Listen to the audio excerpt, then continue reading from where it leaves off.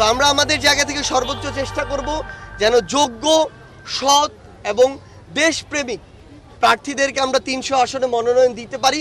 ভারত তাদের জায়গা থেকে ভারতের সাথে বাংলাদেশের সম্পর্ক থাকবে না এমনটি নয়, সম্পর্ক থাকবে, কিন্তু এই সম্পর্ক হবে শ্রদ্ধার এবং সমতার। এই সম্পর্কে যদি কেউ কারো জায়গা থেকে ডমিনেট করার চেষ্টা করে, আমরা সেই চোখ রাঙানি আর দেখব না। পারস্পরিক যে রাষ্ট্রগুলো তাদের মধ্যে এই শ্রদ্ধার সম্পর্ক থাকতে হবে।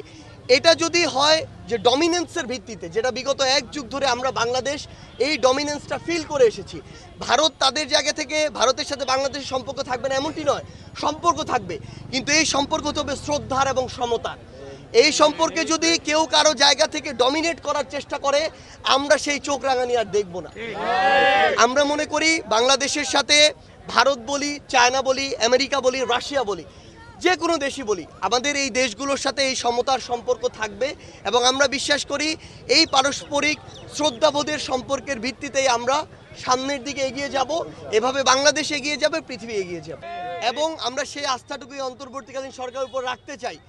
একটা জিনিস কি, বৈষম্য করে, অন্যায় করে, অত্যাচার করে বেশি দিন যে টিকে থাকা যায় না, তার উপযুক্ত প্রমাণ হচ্ছে খুনি শেখ হাসিনা। সেই জায়গায় আমরা প্রত্যাশা করি যে আমাদের এই বাংলাদেশের জন্য যতটুকু কন্ট্রিবিউশন এবং এই উত্তরবঙ্গের মানুষ, রংপুরের মানুষ যতটুকু তাদের প্রাপ্য, ততটুকু যেন এখন থেকে আমরা পাই।